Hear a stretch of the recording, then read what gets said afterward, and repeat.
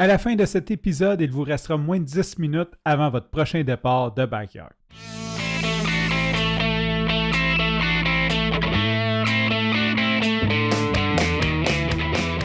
Salut, c'est Coach Bill. On est de retour pour une saison 3 de Coureur.io dans une formule renouvelée. Ici Coach Frank. Évidemment, on poursuit notre mission de vous accompagner dans votre pratique de la course à pied, en étant pertinent, mais surtout en ayant bien du fun. Allô, moi c'est Coach Isa, je suis la petite nouvelle qui se joint à l'équipe. Mets tes souliers, prends tes écouteurs parce qu'on part pour une belle course ensemble.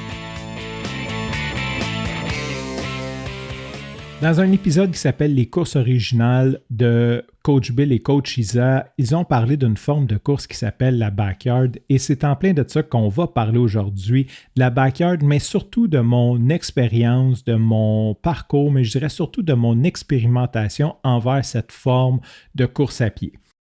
Avant d'y aller avec le sujet principal, plein de mise en contexte et de chit-chat de pré-épisode à faire. La première des choses, je m'appelle Coach Frank. Si jamais vous ne me reconnaissez pas, je suis le troisième co-animateur du podcast. J'ai pris une pause à la saison 3, donc je suis beaucoup moins présent, mais je suis beaucoup plus présent à la saison 1 et saison 2 si jamais ça vous intéresse de retourner en arrière. Maintenant, avant d'y aller, ça va être un épisode solo. La raison est que Coach Bill est en vacances, moi et Coach Isa, on devait enregistrer ensemble, mais nos horaires étaient conflictuels. En fait, les gardes d'enfants étaient conflictuels, ce qui fait qu'on n'a pas trouvé de temps vraiment propice à enregistrer les deux ensemble. Ça tombait tout le temps, soit très tard le soir, ou en tout cas, ça ne fitait pas à l'horaire. Donc, la solution qu'on a trouvée, c'est que Coach Isa allait avoir une invitée qui s'est désistée à dernière minute. Donc, j'ai proposé de faire un solo et c'est un peu une expérience, c'est un peu, on essaie. Donc, si vous avez des rétroactions, du feedback, ça serait vraiment super de nous l'écrire, que ce soit sur Strava, sur les plateformes de podcast ou même sur le Messenger de Coureur.io.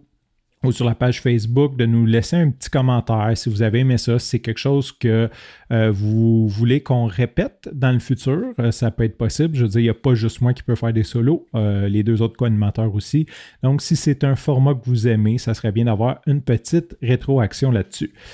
L'autre chose, au risque de passer pour un impoli, aujourd'hui, c'est un solo et je veux utiliser le tutoiement. Je veux te tutoyer pour plusieurs raisons. De un, ce n'est pas une impolitesse. J'ai vraiment été élevé. Je suis allé au collège français. J'ai appris à vouvoyer tous les gens que je ne connais pas. En devenir quasiment excessif. Des fois, des gens, surtout plus que le temps avance au Québec, plus que le vouvoiement est plus vu comme une froideur qu'une marque de respect. Je me suis souvent fait dire « ne me vouvoie pas, je ne suis pas si vieux que ça ». Bon, et voilà, etc., etc. Mais c'est surtout parce que j'ai envie de créer cet espace, j'ai envie de créer cette zone d'intimité entre moi et toi. J'utilise déjà le tutoiement pour la simple et bonne raison que même si le podcast est écouté par plusieurs personnes, présentement, c'est à toi que je m'adresse et je veux créer cette zone d'intimité-là. Bref, si jamais ça te dérange, je t'invite aussi à nous laisser en commentaire sur les plateformes ton impression là-dessus, mais je veux juste te dire que ce n'est pas une forme d'impolitesse, c'est vraiment une forme de confort et j'ai l'intention d'en créer une zone de confiance avec ça. Malgré que c'est un épisode solo, je vais quand même y aller avec la question la plus importante de la semaine. Coach Frank, as-tu couru cette semaine? Et là, je me sens totalement, je ne sais pas comment dire, mais quasiment narcissique de parler de moi à la troisième personne. Et à cette question, je réponds oui, j'ai eu un training. Je m'enlignais pour faire 8 boucles de backyard. Ce qu'on apprendra, c'est quoi dans quelques instants. Et j'ai arrêté après 6, ce qui nous a donné l'idée en fait du sujet d'aujourd'hui. Je reviendrai plus tard avec toute la mise en contexte. Je vais y aller avec les extra sauces ou les remerciements de nos auditeurs. Et aujourd'hui, je veux remercier un auditeur qui est spécial pour moi, qui est mon ami Kevin. Et là, à ne pas confondre avec l'ami Kevin de Billy, qui est toujours en train de parler, qui fait ses courses avec sur l'heure du dîner. En fait, je pense que tout le monde devrait avoir un ami Kevin parce qu'il nous apporte beaucoup à tous. Et mon ami Kevin, en fait, c'est sincèrement, premièrement, je pense que c'est le plus grand fan de ma carrière d'animateur de podcast. Il a écouté tous les épisodes que j'ai fait de podcast et pour ceux qui ne le savent pas, j'en ai fait beaucoup. Je n'aimerais pas le chiffre pour ne pas avoir de l'air prétentieux, mais au Québec, je suis dans ceux qui n'ont fait le plus. Donc, Kevin, en plus d'écouter avant coureur.io, même s'il n'était pas coureur, s'est mis à la course à pied dernièrement et là, il écoute coureur.io à toutes les semaines. En fait, il l'écoute avant. Moi, je l'ai écouté. Fait qu'il m'arrive avec des citations de Coach Bill et Coach Chiza quand on court ensemble parce qu'il s'est mis à la course dernièrement. Et ça va aussi être mon crew, mon équipe à ma backyard le 21 septembre prochain.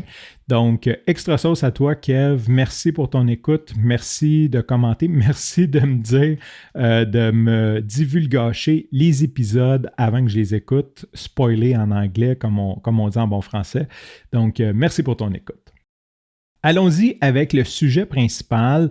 J'ai pas encore fait un petit peu comme où j'en suis rendu, mais je dirais que je connais très peu de dont je vais parler parce que je suis en train de le découvrir présentement. Comme j'ai dit à Bill, j'ai dit I just try to figure it out, comme c'est en anglais, là, mais je suis juste en train d'essayer de comprendre cette discipline. Fait que je vais commencer par vous lire, je vais essayer de ne pas trop être robotique, l'article de Wikipédia qui parle de Backyard Ultra. Je mettrai le lien aussi dans les notes de l'épisode si jamais vous voulez aller le lire. Je ne le lirai pas au complet parce que la deuxième partie, c'est beaucoup des résultats et des compétitions, puis c'est qui les meilleurs athlètes, etc. Donc, je pense que l'idée, c'est vraiment de vous donner une information concentré, qui est peut-être un peu plus officiel, je vais le dire comme ça. Ça va comme suit. La Backyard Ultra est une forme de course d'ultramarathon à élimination où les concurrents doivent parcourir consécutivement chaque heure la distance de 6,706 km, entre parenthèses, 4,177 milles, sous peine d'être éliminé. Le vainqueur est le dernier ou la dernière concurrente à accomplir un ultime tour en solitaire. Concept né aux États-Unis, la Backyard Ultra permet aux concurrents de parcourir précisément 100 000 au bout de 24 heures. La distance horaire imposée contraint le coureur à ajuster son effort et à le maintenir sur une longue période. Une fois qu'un tour est terminé, le temps restant dans l'heure est utilisé pour se reposer, se ravitailler et préparer le tour suivant. Cette discipline exige une solide endurance physique et mentale ainsi qu'une gestion efficace de l'effort, de l'alimentation, du sommeil et des conditions météorologiques. Le principe.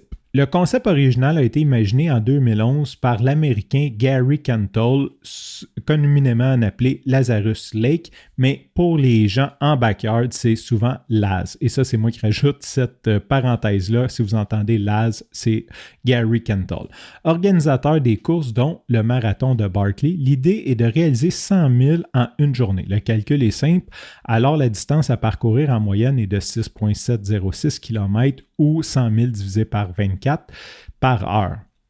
Ainsi, un concurrent ayant parcouru 24 heures aura réalisé 100 000, entre parenthèses, 161 km en 24 heures. Le départ de chaque nouvelle boucle est lancé à une heure précise. Si un concurrent termine une boucle avant l'heure impartie, il a possibilité de se reposer, se ravitailler, mais il doit attendre le début de l'heure suivante pour commencer un nouveau tour.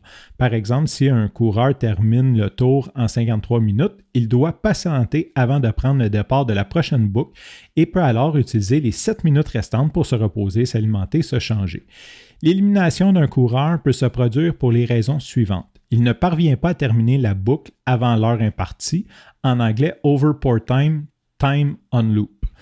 Il ne prend pas le départ d'un nouveau tour, RTC, refuse to continue, c'est-à-dire tu peux arriver et dire je ne continue pas. Il prend le départ d'un nouveau tour, mais renonce à le terminer, DNC, do not complete loop, par exemple en revenant au lieu de départ ou en se faisant rapatrier. Un coureur éliminé est considéré comme un DNF, do not finish. Le vainqueur, l'unique finisher, est celui parmi les concurrents qui réussit à effectuer une boucle supplémentaire après l'élimination de tous les autres. La compétition s'achève après cet ultime tour en solitaire. Même s'il a le désir et les capacités de continuer, le vainqueur est obligé de s'arrêter après le dernier tour. Ainsi, pour viser une marque significative ou battre un record, il est nécessaire d'avoir la présence d'un concurrent de niveau équivalent afin de prolonger l'épreuve le plus longtemps possible. Si aucun concurrent ne parvient à faire le tour de plus que les autres, tous les athlètes sont considérés comme DNF. Il n'y a donc pas de vainqueur. Cette situation est arrivée notamment en 2022 lorsque le Belge Mergen Geerts et Ivo Stuyart décident de s'arrêter ensemble après avoir établi un nouveau record du monde, devenant les premiers coureurs à avoir franchi les 100 heures. Et ça, c'est plus que 4 jours et quart. Hein? C'est quand même assez long. Je vais arrêter la définition de la backyard ici. Ensuite, il y a d'autres indications sur Wikipédia. En gros, c'est un last man standing, comme Bill le dit, donc c'est le dernier qui fait le dernier tour. C'est des compétitions qui n'ont pas de durée déterminée, fait que de durée ou de distance déterminée. Il y a des variantes où ce que les gens vont mettre des durées déterminées, vont dire que c'est, mettons, 24 heures. Et le gagnant, en fait, s'il y a plus qu'une personne sur le dernier tour, ben le gagnant, c'est celui qui va, supposons, rentrer en premier de la dernière boucle. Donc, ça veut dire que les 23 premières heures, la 24 heures, il faut que tu donnes tout ce que tu as pour aller plus vite que les autres. Il y a plusieurs variantes comme ça à confirmer avec les gens peut-être de backyard. Je vais mettre un petit peu de mise en contexte. On n'avait pas de sujet, donc j'ai demandé un petit peu à Coach Bill, Coach Isa s'il y avait des idées de sujets. Et Coach Bill, de sujets qui se font en solo, il m'a dit « Tu devrais parler de la backyard ». Puis j'avais comme idée de parler des relations qui se bâtissent dans les courses à pied. Et j'ai dit « Bill, je me sens totalement imposteur parce que je veux dire, je commence là-dedans. Je n'ai jamais fait une. Je viens de vous lire sur Wikipédia ce que c'est parce que je ne le maîtrise pas assez bien. » Mais j'ai dit, puis là, Bill m'a répondu « Ah, sentiment d'imposteur, c'est ma vie. » J'ai fait « Ouais, moi aussi. » Et je me suis dit qu'il y avait quand même une bonne valeur à juste décrire où ce que j'en suis parce que présentement, j'expérimente là-dedans. Je trouve ça très intéressant et je veux vraiment partager ce regard-là. Donc, je ne suis pas un expert. Je n'ai pas fait de backyard officiel. J'ai fait des pratiques de backyard, mais je n'ai pas encore fait de backyard officiel. Je m'entraîne pour faire ma première backyard officielle dans 2 mois. Présentement, donc, je suis comme dans mon dernier lap d'entraînement. Et je ne vise pas la gagner, celle-là. Je vise de faire 15 tours, donc 100 km. Le chiffre est quand même plus grand que nature pour ma part. Bien sûr, j'ai l'intention de continuer d'aller beaucoup plus loin dans cette discipline, mais pour 2024, 100 km semble un objectif assez grand. Je vais y aller premièrement avec la découverte de la backyard. Comment que j'en suis venu à découvrir ça? Parce que si jamais vous ne le savez pas, l'an dernier, à date similaire, c'était la première fois que je courais un marathon. Donc, ça m'a pris 10 ans courir mon premier marathon. Et pour moi, le marathon était quand même une distance assez épique, assez le Saint Graal de la course un petit peu. Et ce qui est le fun quand on commence à courir, quand on commence à n'importe quoi, en fait, que ce soit dans l'entrepreneuriat, que ce soit en course, que ce soit quand on plonge dans un sujet, ce qui est le fun, c'est qu'on se met un objectif et quand on atteint l'objectif, la vie nous fait voir d'autres mondes qui sont allés encore plus loin et ça nous donne le goût d'aller plus loin, de repousser les limites, d'aller plus loin. La course à pied n'est pas différente. Quand j'ai commencé puis que je faisais des 10 km, des 21, là, je voyais la gang de marathoniens puis c'était comme un gros step. Puis quand tu arrives au marathon, les gens te parlent d'Ironman, d'ultramarathon. Et là, quand tu arrives dans des courses d'ultramarathon, les gens te parlent d'affaires de fous de 240 000, puis 240 000, puis là, tu es comme, OK, mais on dirait que ça a comme plus de fin.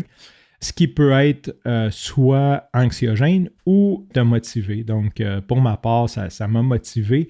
Et j'ai commencé à courir en fait avec une amie qui, elle, fait de l'ultramarathon et qui est une passionnée de backyard. Et à force de m'entraîner avec elle, une fois, elle s'entraînait pour sa backyard et elle allait dans une pratique et j'ai décidé de la suivre. Et là, évidemment, à ma sauce, donc c'était comme une pratique qui commençait à, 9h le soir et c'était 24 heures en fait la pratique. Et le matin, je suis allé courir, c'était un vendredi matin, donc le vendredi matin, je suis allé courir avec un de mes amis. Évidemment, je me suis couché tard le jeudi parce que j'ai toujours du travail à finir, donc je dors peu, je vais courir le matin. Grosse journée stressante à la job, je finis à 7 heures de réparer un bug, je suis brûlé mort.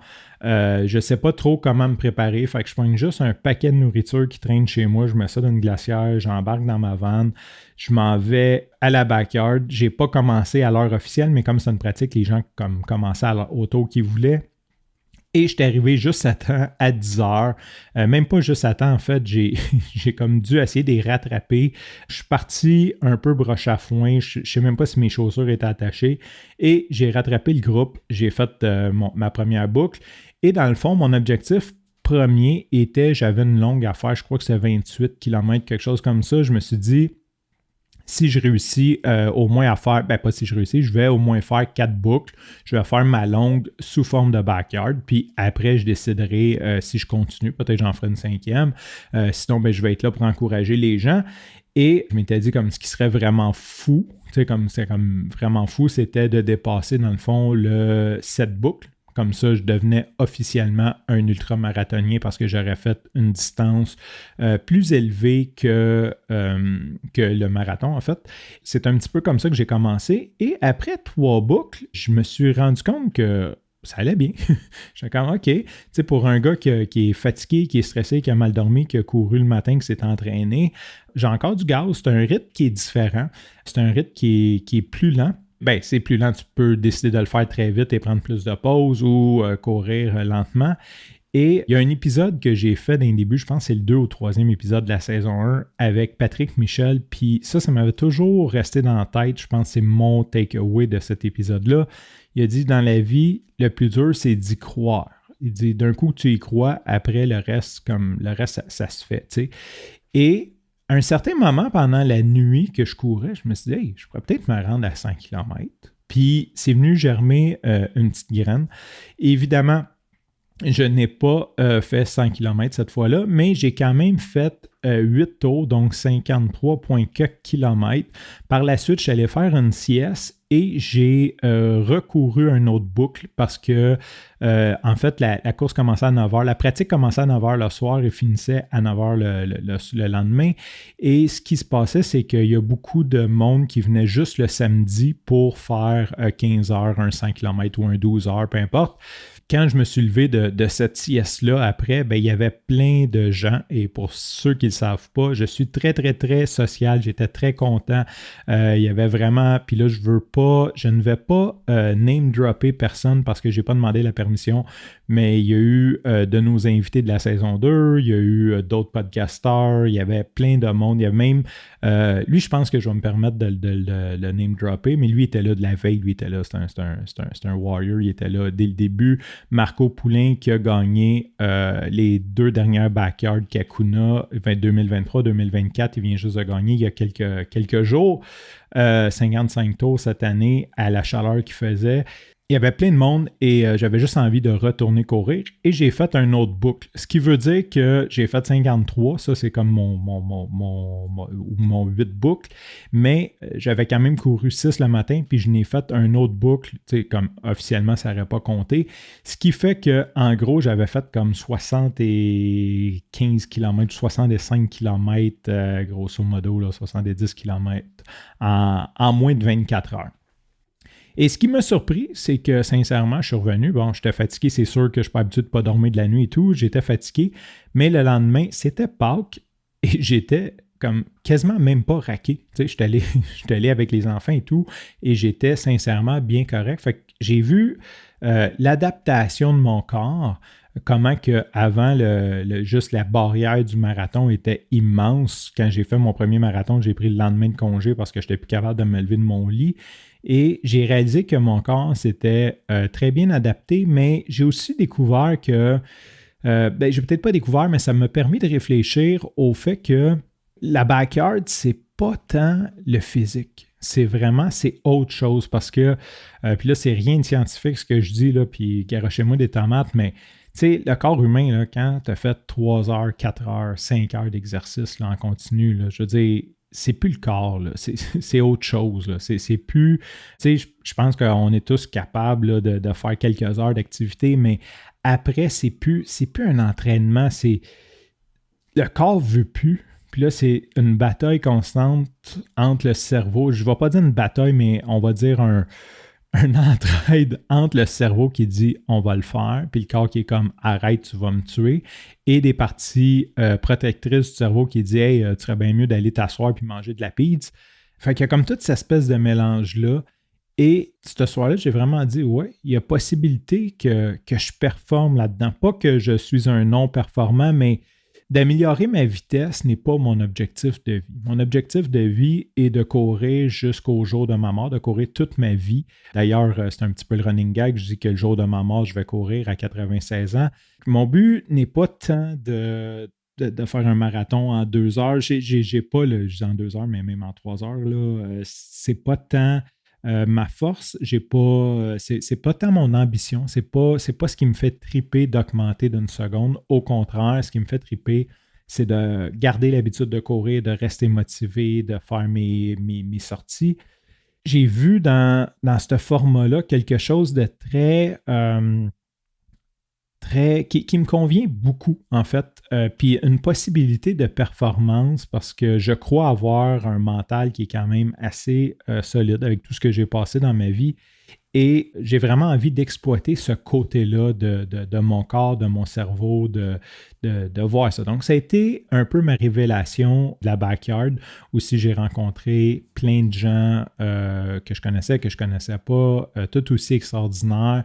De voir cette espèce d'énergie-là, c'est sûr que là, je te donne une pratique, mais j'ai pas l'impression que c'est pas une énergie tant compétitrice que ça. Tu sais, même que je vous ai lu dans la définition de Wikipédia, puis il parle de 2022 que les deux ont décidé d'arrêter en même temps. C'est comme, il n'y aura pas de gagnant, genre on a juste amené ça à un autre niveau.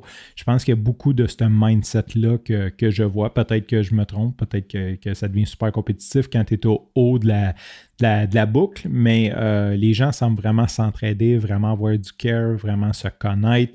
Fait que c'est ça, je suis tombé, ça a été ma découverte au printemps l'an dernier, il y a à peine quelques mois. Bref, je me suis dit que c'était quelque chose de possible et je me suis mis un petit peu à faire des recherches. J'ai demandé à mon ami comme s'il y a des backyards, peux-tu m'envoyer des informations? Parce que si vous ne le savez pas, je ne suis pas très réseaux sociaux pour essayer de comprendre ce qui se passe dans le monde, encore moins les nouvelles. Fait que elle m'a envoyé 2 liens. En fait, il y avait une course à Valleyfield, si je ne me trompe pas, et une à Kentley, en Outaouais, qui est beaucoup plus beau. Ça a l'air beaucoup plus pittoresque comme site, en fait, qui est un peu en trail en plus. Donc, je ne suis pas un coureur de trail. Bref, je discute de ça avec mon ami Kevin au bureau un jour et il me dit, puis là, je parle un petit peu du crew. Donc, quand on fait ce genre de course-là, généralement, on a une personne qui nous accompagne, qui est notre équipage, qui, elle, s'occupe de notre bien-être pendant la course. Donc, c'est eux qui vont préparer ta gourde, qui vont t'aider à te changer, qui vont certainement s'assurer que tu as mangé. Et là, je parle comme si je connaissais la chose, mais je vais juste répéter ce que j'ai entendu. Quand j'aurai vécu l'expérience, je pourrai en parler plus abondamment. Mais c'est sûr que ça joue un rôle indispensable, mais en même temps, c'est vraiment une job plate. Il faut vraiment que tu aimes la personne avec qui tu y vas parce qu'on s'entend que tu es 45 minutes à attendre ou presque, ou tu prépares des petites affaires. Et comme là, moi, c'est pas trop pire, je vise 15 heures, 15 books, c'est pas trop pire. Mais quand tu es là pendant 48 heures, 48 heures à attendre ton ami, puis d'y faire à manger, puis d'y remplir ses gourdes, ça peut être longtemps.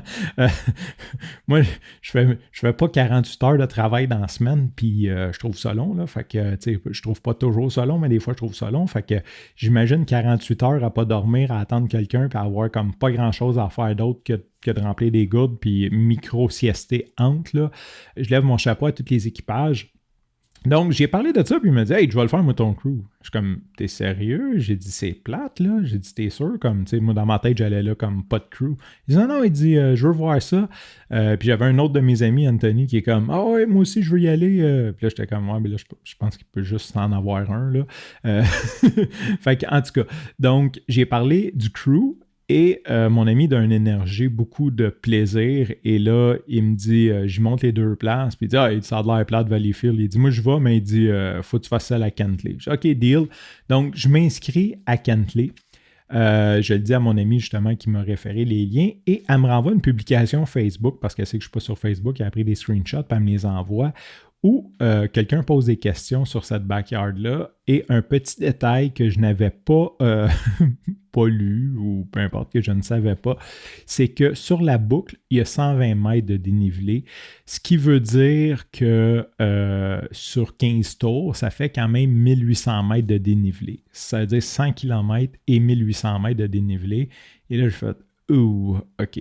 Ça fait que ça rajoute au défi. Je suis un coureur à la base de route. Je fais très peu de dénivelé. Hein, quand je reviens sur Strava et que ça dit que j'ai fait, je sais pas, là, 60, là, c'est une grosse sortie. Je faisais, en fait, je suis menteur, je fais le Mont-Royal dans mes longues, mais le Mont-Royal n'a pas tant de dénivelé que ça, dépendant de où tu le prends. Donc, je prenais quand même le chemin le plus smooth qui donne, grosso modo, un peu en bas de environ 110 mètres, quelque chose comme ça, 120 mètres de dénivelé. Pas 120 mètres, mais 120 mètres, mais sur 6 km et non 120 mètres sur 3 km. Ce qui fait que j'étais totalement loin de savoir comment faire du dénivelé. Et là, je me suis dit, dans quoi je me suis embarqué. Donc, depuis ce que j'ai fait, merci à Strava, un moment donné, j'ai commencé à regarder les dénivelés des gens à Montréal. J'ai quelques côtes pas loin de chez moi. J'ai essayé de faire des back and forth, voir un peu comme qu'est-ce que ça donnait comme dénivelé. Et j'étais toujours loin du compte. Et il y a une dame que je suis sur Strava qui, à un moment donné, j'ai vu son dénivelé sur son kilométrage. Puis je fais « ça, c'est intéressant. » Et en fait, en gros, ce que j'ai découvert, c'est que si tu pars de Atwater, Sherbrooke, là, je sais que c'est très localisé, mais tu pars de là et que tu montes jusqu'en haut du Mont-Royal, jusqu'à l'antenne, en fait, ça donne 175 mètres de dénivelé sur 3 km, ce qui est quasiment une fois et demie ce que j'ai à faire pour ma piste de backyard. Donc maintenant, ce que je fais, c'est certains entraînements, je les intègre sous forme de backyard, donc 6,7 km à l'heure, que je fais 175 mètres de dénivelé. Comme ça, j'habitue mon cerveau avec un gros dénivelé. Comme ça, quand je vais arriver avec 120 mètres, ça devrait être plus facile. Et aussi, en entraînement, je ne vais pas faire 15. Donc, un petit peu comme quand on s'entraîne pour un marathon, que notre plus longue est 32. Je vise 8, peut-être 10 boucles en entraînement max. Donc, ça va aussi comme me donner l'espèce de gestion d'énergie pour le faire. Et là, c'est une expérience. J'en ai aucune idée. J'ai pas pris non plus beaucoup de temps. Ça, c'est quelque chose que je vais me taper sur les doigts. J'ai plein de connaissances dans la backyard, donc je vais évidemment vous faire un suivi dans quelques jours, quelques semaines, savoir si je suis dans la bonne voie. De toute façon, je suis comme un petit peu en train d'utiliser mon expérience, mon capital pour arriver à faire ce défi-là. J'ai découvert un endroit où je peux, donc mon objectif est très gros et a beaucoup de dénivelé. Là où on est arrivé avec l'idée, ou ce que Bill est arrivé de l'idée que ça pourrait être intéressant de parler de mon parcours, c'est justement parce que hier, j'ai fait un entraînement, j'ai dit à Coach Bill, je disais, hey, je m'en vais faire 8 boucles de backyard, je vais en profiter pour écouter les épisodes de podcast que je suis en retard dessus. Il me dit, cool, il dit, donne-moi tes commentaires quand tu reviens. Après 6, en fait, ce qui est très drôle parce que j'ai écouté l'épisode sur courir l'été. Et je connaissais peu les symptômes de la déshydratation. Je savais quand tu es étourdi, je suis étourdi, des trucs comme ça quand tu titubes, quand tu as la bouche sèche, mais comme les frissons, la chaleur aux pieds, etc. Et là, j'écoute cet épisode-là et je ne sais pas combien il faisait, mais sincèrement, dans le thermomètre de l'auto, en m'en allant au Mont-Royal, c'était écrit qu'il faisait 29.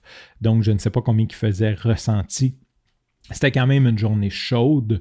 Je suis parti et à ma 6e boucle, je dirais au milieu de la 6e boucle avant de revenir, j'ai effectivement pogné un pas pire frisson. Et là, je me suis dit, c'est pas vrai qu'il fait froid dehors. Et je me suis dit, c'est probablement un signe de déshydratation. Et j'ai commencé à avoir mal à la tête. Et là, c'est là que tout vient un petit peu en ligne de compte, parce que Bill, il disait, ce serait le fun, tu parles de comment, quand est-ce que tu décides que tu arrêtes, quand est-ce que tu décides que tu continues, est-ce que tu prédéfinis ça? Et j'ai lu d'un livre d'un ultramarathonien qui disait que quand il partait sa course, en fait, lui, il se disait dans quelles conditions qu'il allait abandonner, et si ce n'était pas ça les conditions, il continuait. J'ai pas tout à fait défini ça. C'est sûr que si c'est dangereux pour ma vie, j'arrête, là, on s'entend. S'il y a du sang qui pisse ou quelque chose de cassé, c'est sûr, j'arrête. Après ça, j'étais arrivé et là, je voulais continuer. Sincèrement, j'en avais 6 de fait. Je me suis dit, OK, je vais faire 8 pareil, je suis capable. J'étais déshydraté et je me suis mis un petit peu à penser à un des conseils que je donnerais peut-être à un athlète que j'entraîne ou à un ami, qui est: est-ce que j'ai plus de bénéfices à le faire ou genre mon risque est beaucoup trop gros? Et là, je me suis dit, OK, il me reste 2 mois pour m'entraîner. Je suis beaucoup mieux de pouvoir d'arrêter là et de pouvoir me réentraîner la semaine prochaine, de pouvoir me reposer et de reprendre plutôt que de risquer de soit me blesser, mais sans nécessairement me blesser, juste être comme totalement déshydraté puis être capable de courir pendant une semaine ou peu importe. Donc, je suis arrivé à la conclusion qu'il y avait beaucoup trop de risques pour le bénéfice que ça allait me donner. Donc, j'ai arrêté. Certainement, si ça va être une course officielle, j'aurais certainement au moins continué une plus, puis je me serais dit, après celle-là, je vais arrêter. Et c'est ça, sur Strava, j'avais écrit que j'ai mal géré mon alimentation, ma récupération et mon hydratation. Et c'est peut-être un petit peu de ça que je veux parler. J'ai pas de solution. J'ai pas de formule miracle. Mais ce que je fais, c'est que je me fais confiance puis j'expérimente. Je vais commencer par la récupération, mais dans le fond, je devrais plutôt dire le sommeil. En fait, la semaine dernière a été une très grosse semaine, travail enfant et tout. J'ai très peu dormi. Donc, j'ai eu une grosse semaine où j'ai dormi des 4-5 heures par nuit et j'ai fait une nuit, j'ai quand même pris la peine de dormir 8h30 avant d'aller courir, mais j'avais une fatigue cumulée. Donc, j'étais arrivé là avec une fatigue cumulée, mais mon horaire avec les enfants fait que si je manque un entraînement, ben ça va 2 semaines plus tard pour un autre gros entraînement. Je me fais du temps d'ailleurs pour les entraînements, donc mes fins de semaine que je suis solo sont consacrés à ces entraînements-là. Je suis quand même très sérieux dans ma démarche, j'en suis fier. Là, je me suis dit, OK, ben oui, je suis fatigué, oui, c'est pas optimal, oui, il fait chaud, oui, je suis pas prêt, mais j'y vais pareil. Ce qui est arrivé, c'est que je suis commencé déjà fatigué. Probablement déjà mal hydraté, peut-être pas assez hydraté, parce qu'en plus d'avoir dormi peu, j'ai quand même fait beaucoup de sport cette semaine, dont le vendredi aussi. Fait que j'ai commencé un petit peu comme ça. Suite à avoir écouté l'épisode avec Jacinthe sur l'alimentation keto, ça m'a beaucoup sensibilisé à diminuer mon apport de sucre. Je ne suis pas encore rendu dans une alimentation kétogène. J'explore ça de façon ouverte. Je regarde ça parce que moi, j'ai déjà fait l'alimentation paléo et ça m'avait fait beaucoup de bien jusqu'à temps que ça ne m'en fasse plus. Peut-être qu'on pourra en reparler une autre fois de ça. Et je me suis dit que couper le sucre, couper en partie mon apport de glucides pourrait certainement m'aider à aller dans mon système de brûler des graisses. Fait que j'ai commencé à ralentir là-dessus. Tout ça pour dire que après, j'ai commencé à prendre du sucre après 3 boucles, donc les 3 premières boucles. J'ai quand même mangé des glucides, j'ai mangé des pâtes, j'ai mangé surtout des pâtes, là, grosso modo, parce que je suis parti, je n'étais pas prêt, puis je me suis juste fait des pâtes au beurre. Et c'est intéressant de savoir ça. Je vais peut-être faire une petite bifurcation sur l'alimentation, parce que des fois, on a l'impression que les athlètes, les high performers, surtout comme en backyard et tout, là, c'est genre des ultra vegan, je sais pas, là. Mais sincèrement, quand j'étais allé à la pratique de backyard, je suis même allé chercher des beignes et étrangement, ils sont partis très vite. Parce que moi, comme j'avais arrêté, j'étais allé chercher des beignes et du café pour le reste de la gang. Et c'est parti très vite. Étrangement, ce n'est pas, en tout cas durant la course, je pense que c'est des gens qui s'alimentent bien dans la vie, mais pendant les courses, je dirais qu'il y a beaucoup de chips, de bonbons, de pâtes, de patates, de trucs. Je dirais pas des choses mauvaises nécessairement, mais c'est pas. On est loin du sauté au tofu, là. Beaucoup de sucre, de bonbons, de desserts, de choses qui sont très calorifiques, à la limite grasses aussi. Donc, je m'étais juste fait des pâtes et j'ai mangé comme juste un petit peu de pâtes. Et ça a l'air nono. Je faisais mes tours en à peu près 46-47 minutes, ce qui te laisse 13 minutes. Mais si tu veux faire pipi, manger, changer tes chaussures, remplir ta gourde, parce que quand je fais mes entraînements, bien sûr, j'ai pas de crew, donc je dois tout faire ça moi-même.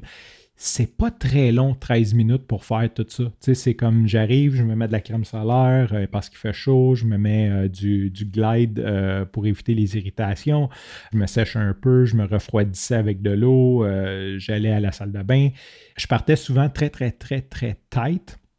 Ce qui fait que j'avalais juste quelques bouchées de pâte avant de partir, qui est des glucides. Tout ça pour dire que j'ai commencé à manquer de fuel après 3 tours. Je sentais que j'étais fatigué.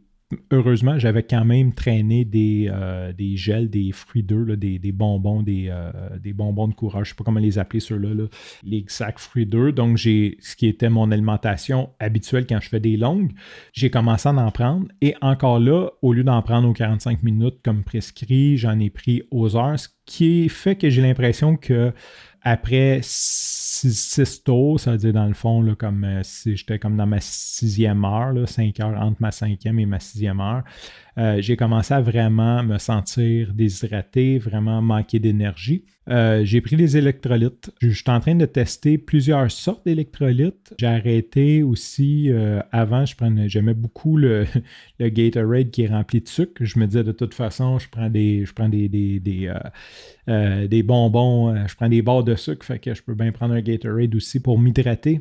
Qui sincèrement, je trouve qui est quand même bien, qui a un bon goût, mais je trouve que ça a ses limites sur l'hydratation. En fait, je trouve que les électrolytes dedans sont peut-être peu concentrés, pas assez. Je pense que c'est plus marketing. Ben, pas plus marketing, c'est certainement correct quand tu as fait, je sais pas, 40 minutes de vélo puis tu bois ça t'aide beaucoup à te réhydrater, mais quand tu arrives à un autre niveau, j'ai l'impression que ça manque un petit peu de torque, donc je suis en train d'expérimenter. Je suis en train d'expérimenter des électrolytes. J'ai beaucoup aimé les Element. Par contre, rendu au Canada, ils coûtent quasiment 3$ la portion. Quand tu vas t'entraîner une journée de 8 heures puis que tu en prends un à l'heure, ça fait quand même comme 25$ juste d'électrolytes. Donc, je suis en train d'expérimenter avec d'autres sortes qui sont sans sucre, qui sont keto-friendly, mais moins chères. Donc, je suis un petit peu dans le Key Nutriment présentement, quelque chose comme ça. Fait que c'est ça, donc l'hydratation. Donc, je me suis senti vraiment déshydraté malgré que j'ai pris beaucoup d'électrolytes. J'ai même commencé à prendre des électrolytes en capsule. Je ne savais pas que ça existe. Ce que je trouve génial dans le fond parce que veux pas un moment donné, il y a comme une quantité maximum que tu peux avaler, surtout quand tu commences à être fatigué, là, ça tombe un petit peu sur le cœur de boire, que ce soit du Noun, que ce soit même le Key Nutriment qui n'a pas de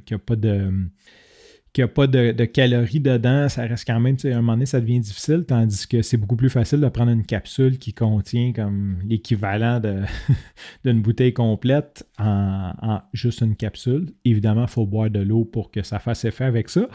Je me suis senti totalement déshydraté et c'est là que j'ai arrêté. Puis je vais faire un petit suivi sur peut-être d'autres petits trucs que je vois. Justement, j'ai parlé un peu du coût. Je pense que Bill, l'autre fois, il a glissé un mot, il dit on se fait tout à croire que ça coûte pas cher la course, puis finalement, ça finit par coûter cher. Ce que je réalise, c'est que quand tu arrives à ce niveau-là d'entraînement, c'est un autre game, là. Je veux dire, c'est autre chose. Tout est relatif, là, mais je veux dire, c'est pas que c'est extrêmement cher, mais c'est plus non plus, c'est plus négligeable, je vais dire, comme investissement. Parce que déjà là, c'est sûr que là, je vais parler pour moi, mais j'arrive, je vais au Mont-Royal, je me stationne au Mont-Royal. Donc, déjà là, pour avoir mon auto, pour avoir mon ravito sur place, fait que déjà là, je pars avec un 15$ de stationnement. Ensuite, comme je parlais justement des électrolytes, mais même si, quand, mettons, je prenais du Gatorade, c'est quand même, je sais pas, un 10$ de Gatorade pour la journée. Ensuite, on parle des fruits d'œufs. Si tu en prends 6 à 8 à 3, quasiment $3 de la boîte, c'est un autre 25$. Là, fait que quand tu rajoutes tous ces petits cossins-là mis ensemble, ça fait des journées d'entraînement qui, juste en nourriture, parking, mettons, puis tout le kit, tu peux vite avoir un budget de 50 à 100$ juste de pas grand-chose. Donc, je pense que c'est une très bonne entreprise, les gens qui sont dans la nutrition des athlètes. Et là, je ne suis pas de ceux qui... il y en a, je vois là, les BAA, les ECC, les barres de protéines, les shakes et tout. Là, je ne suis pas encore dans cette game-là. Je dis pas encore parce que je ne sais pas si je vais le devenir pour améliorer les performances. Là. Pre-workout, post-workout. Comme il y en a qui ont une série de pots. Je suis loin de là et je trouve déjà que le coût monte vite quand tu arrives sur des gros entraînements comme ça. Fait que ça, c'est une des choses. L'autre chose aussi, c'est, je vais dire, les gears, l'équipement qui, veut pas, tu vas aller courir, ben, tu veux avoir plus qu'une paire de chaussures pour pouvoir te changer sur un 8 heures. Et là, comme là, je m'entraîne pour faire 15 heures, je me dis que mes écouteurs ne t'offront pas 15 heures, la batterie ne t'offrira pas 15 heures. Donc, je songe à acheter une deuxième paire d'écouteurs pour pouvoir les switcher le temps qu'un recharge l'autre. Même si avant je courais sans musique, maintenant je dois vous mettre que sur des longues distances comme ça, un podcast puis de la musique, ça l'aide, surtout quand tu es seul. Peut-être que pendant la course, je pourrais peut-être prendre des breaks. Je dis de musique. Ensuite, on parle chaussures en double. Je parle des écouteurs en double. Il va y avoir une bonne partie au mois de septembre qui va être faite de soir et de nuit. Donc, les flashlights frontales, soit d'en acheter une que tu peux changer les batteries ou en acheter encore une deuxième que je pourrais comme alterner entre les tours qui se charge USB. Tout ça aussi monte un petit peu le côté financier de la chose. Je commence à avoir un coût total qui est, comme là, je me suis commandé 2 nouvelles paires de chaussures en prévoyance de la backyard pour avoir au moins 2 spares, plus une 3e que je vais utiliser. Donc, tout ça mis ensemble, tout ce qu'on ajoute en double, tout ce qu'on prépare, l'alimentation. Puis là, on parle de ça, mais si tu fais un entraînement, moi, je fais un gros entraînement toutes les 2 semaines, ça devient quand même non négligeable comme investissement de temps et d'argent. Aussi, l'autre chose, comme les chaussures, on parle d'un 800 km par paire, mais c'est sûr que quand tu fais des entraînements de 40, c'est juste comme...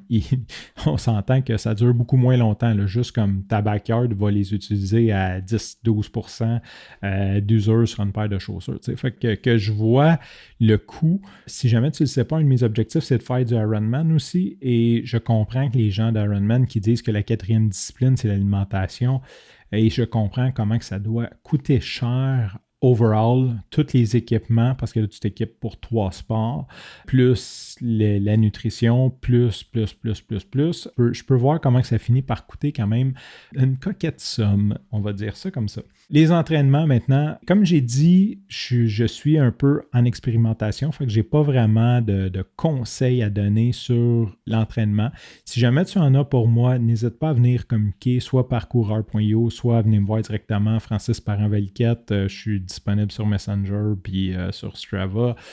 En fait, mon objectif est de faire à quelque part je dirais 10 boucles serait mon objectif.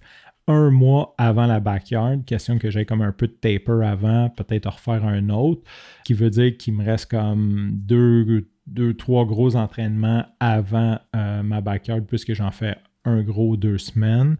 Puis c'est ça. Donc, l'idée, c'est vraiment rien de très, très, très... et là, d'habitude, on essaie de ne pas augmenter le volume de plus que 10% par semaine quand on fait un plan d'entraînement.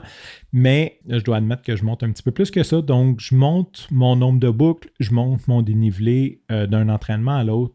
Et c'est un petit peu comme ça que j'essaie l'expérimentation. Comme je disais hier, je m'alignais pour un 8 boucles et j'ai fini avec 6 boucles. Je m'alignais pour un 8 boucles, par contre, avec moins de dénivelé, pas par l'endroit qui a 175 mètres, mais par un endroit qui me donne 90 mètres de dénivelé. Juste question de me dire, OK, j'augmente ma distance, je baisse mon dénivelé. La deuxième fois, je vais le faire avec plus de dénivelé et monter de façon progressive comme ça. Une des choses, je dirais, c'est quand même un gros engagement, je trouve, parce que c'est sûr, là, tout le monde a son horaire. Comme j'ai juste une fin de semaine sur 2 que je peux le faire, ces fins de semaine-là sont présentement dédiées exclusivement à mon entraînement, puisque dans le fond, le samedi, je vais courir. Et avant, je faisais mes longues le dimanche, mais j'arrivais le lundi beaucoup trop fatigué au travail, donc là, je le fais le samedi pour que le dimanche, j'aie au moins le temps, même si je fais quelque chose, que j'aie du temps pour me reposer avant de commencer ma semaine. Je voulais parler de mes prochaines étapes. Donc, bien sûr, je pense que j'en ai glissé un mot. Il y a eu Kakuna, qui semble être, ce que j'en comprends au Québec, la backyard. Quand les gens te parlent de la backyard au Québec, c'est à Kakuna que ça se passe en juillet. C'est une course qui est très, très populaire, donc qui fonctionne avec un tirage. Je pense qu'il faut que tu payes d'avance, puis si t'es tiré, ils prennent l'argent, puis je pense que si t'es pas tiré, ils la gardent pareil. Je sais pas trop. Je vais pas partir de faux potins. Je sais pas s'ils te remboursent, comment que ça fonctionne. Mais en gros, c'est un tirage, donc... il n'y a pas assez de place pour tous ceux qui veulent participer, donc j'ai l'intention de m'inscrire au tirage, de suivre un petit peu plus à fond qu'est-ce qui se passe et viser probablement un 24 heures pour l'année prochaine, vu que c'est 100 000, ça serait comme, je trouve que ça serait une belle deuxième étape, 1 an plus tard. Et je me suis mis comme rêve de gagner une backyard. En fait, pas n'importe laquelle. L'original, là, je pense qu'elle s'appelle la Fuel Bell ou whatever. Sur Wikipédia, tantôt, je voyais un petit peu les nombres de boucles là-dessus. Mais je pense que c'est important de rêver gros. Et je me suis mis ça comme rêve. Donc ça, c'est mes prochaines étapes. Je vais arrêter ça ici. Je t'invite encore une fois à me dire si tu aimes l'épisode solo, si c'est quelque chose qu'on répète, si c'est quelque chose que vous aimeriez que moi, Bill, Isa, on fasse une fois de temps en temps. Si ça vous a plu, vos commentaires, bien sûr, insultes aussi, pas de problème, tant que ça reste dans la limite du poli. Sinon, je vais y aller avec la plug de la fin. Je vais faire comme si on était deux. Coach Frank, as-tu quelque chose à nous plugger cette semaine? Et oui, cette semaine, je veux vous plugger un projet qui me tient à cœur. En fait, j'ai décidé de réouvrir les vannes sur le coaching. Donc, je recommence à prendre des gens en coaching de course à pied. Mon objectif final, je vous en parle aujourd'hui, je travaille là-dessus, c'est encore très embryonnaire, mais mon objectif final est d'avoir un offre premium où je vais accompagner les gens qui veulent commencer la course à pied, mais qui veulent faire leur premier événement, mettons leur premier 5, leur premier 10. Et le but de cette offre premium-là est de vous prendre en charge du début à la fin et de vraiment être là, de s'engager, qu'on s'engage mutuellement ensemble à accomplir cet objectif-là avec un prix qui est quand même assez élevé, de sorte à ce que je puisse vraiment offrir un service personnalisé aux futurs athlètes. Mais cela dit, je suis en train de développer cette offre-là et pour la développer, pour prendre plus d'expérience et aussi peut-être offrir à plus grand monde, je développe une offre de coaching un petit peu plus traditionnelle que je dirais, personnalisée, que je vous suis à toutes les semaines sous forme de courriel et on réajuste votre plan. Donc, c'est sur ça que je travaille. C'est aussi simple que coachfrank.ca. Je vais mettre les liens dans les notes de l'épisode si jamais ça vous intéresse. Présentement, c'est encore en démarrage. Je suis encore en train de travailler sur les processus internes, sur tout ce qui est, je dirais, le côté légal, tout ce qui est paperasse signée et tout, etc. Mais vous pouvez vous inscrire. Il y a aussi une infolette. Il y a un formulaire pour s'inscrire à l'infolette où je vais tenir les gens à jour du développement. J'ai déjà quelques clients sous forme bêta, donc si ça vous intéresse, coachfrank.ca. Qu'est-ce qu'on dit à nos auditeurs? Bonne course!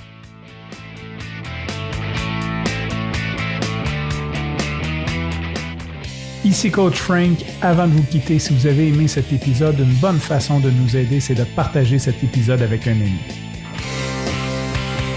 Bien sûr, vous inscrire au podcast, nous laisser un review 5 étoiles et un commentaire sur Apple Podcasts ou Spotify serait énormément apprécié. Hey guys, like and subscribe.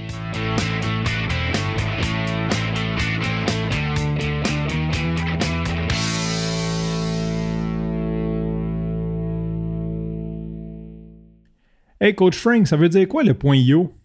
C'est pour intrus ostracisé.